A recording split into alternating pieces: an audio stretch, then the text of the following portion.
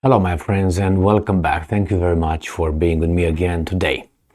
It seems like Mr. Kim Jong-un, the woodchuck from North Korea, he internalized the American way of acting in the world, and that is the rule-based world order. He really internalized it, and it shows.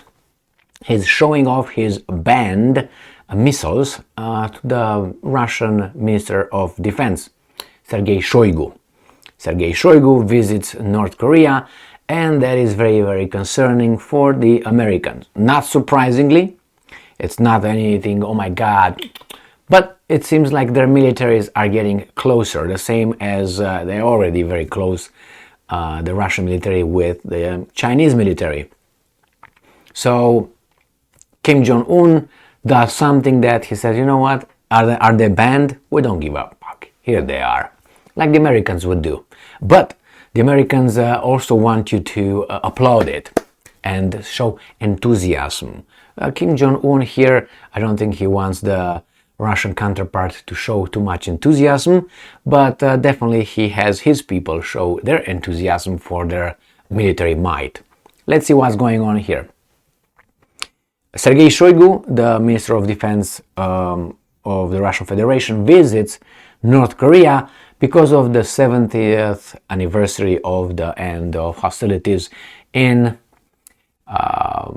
Korean Peninsula. End of hostilities, temporary. There's no peace treaty or anything like that signed. Brothers don't like one another. Okay, I've said this before, but I can see the cousins in Ukraine not liking the other cousins and working for not even neighbors. North Korea's Kim shows off banned missiles to Russian minister. So today, here it is, Shoigu, here is Kim Jong-un, and he shows the prototypes. Seoul. Russia's defense minister accompanied North Korea leader Kim Jong-un to a defense exhibition that featured the North ballistic missiles as the neighbors pledged to boost ties, North Korea state media reported on Thursday. The Russian minister, Sergei Shoigu, and a Chinese delegation, including a Politburo member, arrived in North Korea this week for the 70th anniversary of the end of the Korean War, celebrated in North Korea as Victory Day, end quote. The missiles were banned under UN Security Council resolutions adopted with Russia and Chinese support, but this week they provided a striking backdrop for a show of solidarity by three countries united by their rivalry with the US. Oh, look at this. Well, what are they watching? A Western? Look at this guy. Shit, I gotta be staying here. Oh my god. Okay, well, you gotta be staying there, that's for sure. Continue reading right there. So, Shoigu is making the first visit to a Russian defense minister to North Korea since the fall of the Soviet Union. For North Korea, the arrival of the Russian and Chinese delegations marked its first major opening up to the world since the coronavirus pandemic. Shoigu gave Kim a letter from Russian President Vladimir Putin, North Korea media reported. Kim thanked Putin for sending the military delegation led by Shoigu, saying the visit had deepened the strategic and traditional relations between North Korea and Russia. And I'm quoting, Kim expressed his views on the issues of mutual concern in the struggle to safeguard the sovereignty, development, and interests of the two countries from the high-handed and arbitrary practices of the imperialists and to realize international justice and peace, end quote, North Korean media said. Arbitrary practice. Okay, well, it sounds kind of like accurate, don't you think?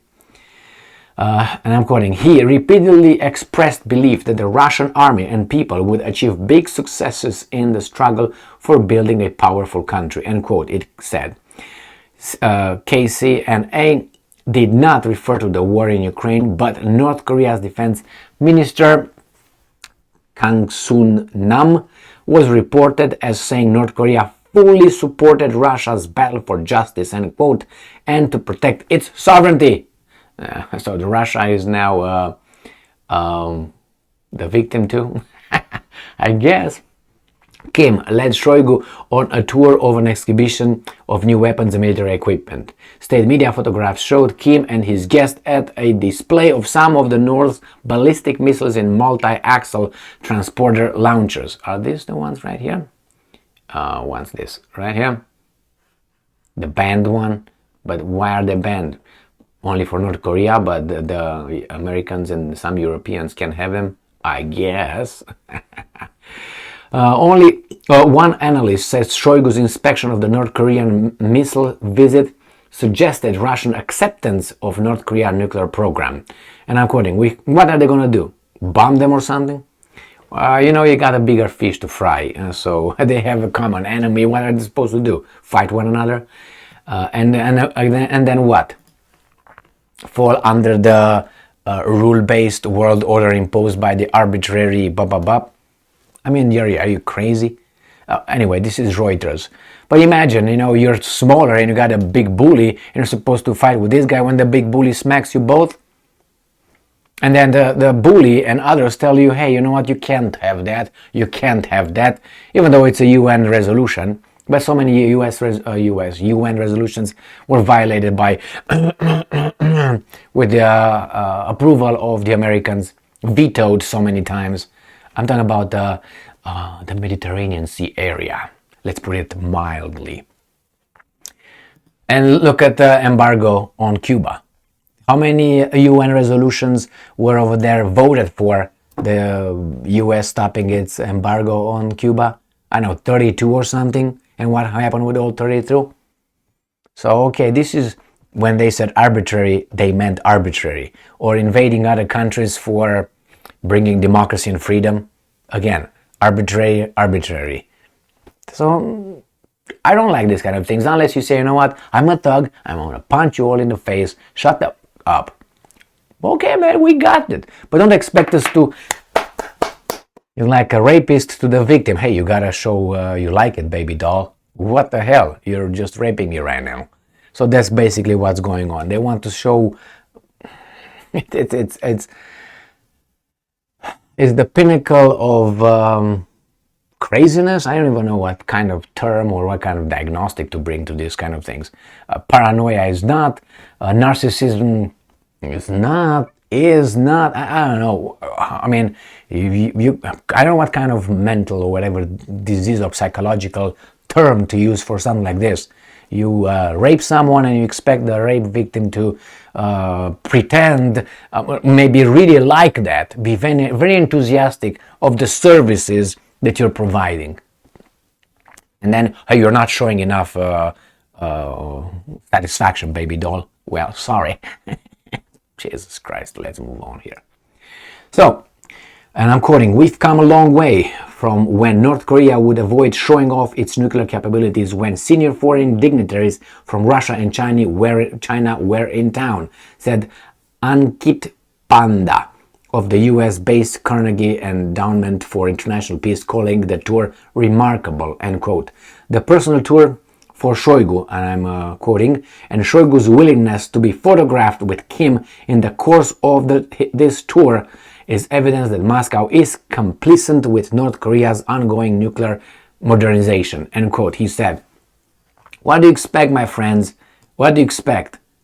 I mean, at one point, look what, it's an embargo on North Korea for such a long time from the Western countries at the order of the guy, big guy, not Biden, United States in this case.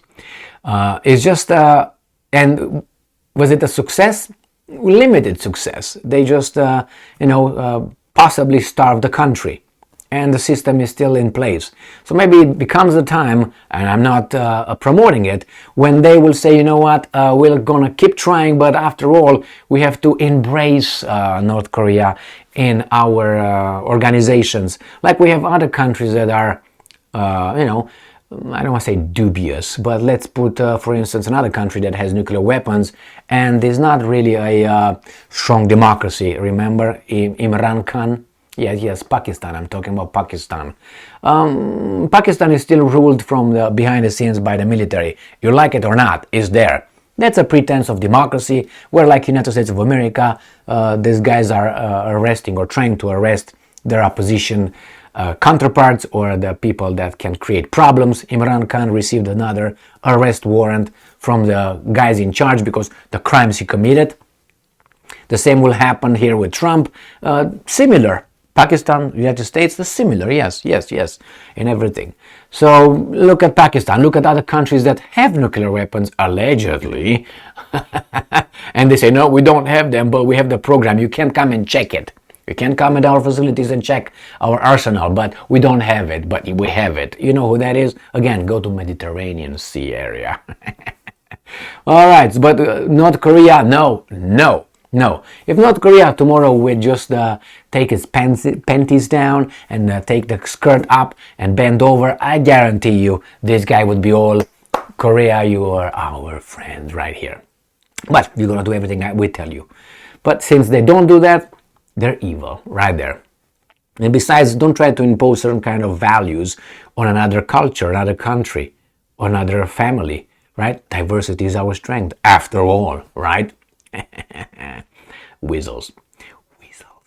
Thank you very much for being with me again today. It's dangerous because you have over there 3 countries. They're getting closer together because of a forced alliance, I would say, promoted and kept together by the same interests. They are far away again, which is Japan, South Korea, and whatever Taiwan, in what category Taiwan, the island you want to place it on. And again, it's another neighbor who creates problems or defends countries far away from their shore. So if something happens, they get blown up, like Ukraine. The Europeans gonna get blown up, and the Russians and the Ukrainians, not these guys. They fight like this. It's true that the geography dictates that, but it's kind of interesting. These guys are like the common denominator in all these little splendid wars. We say, well, if we are the forces of good, we're gonna be everywhere. Let me take my violin and play you something.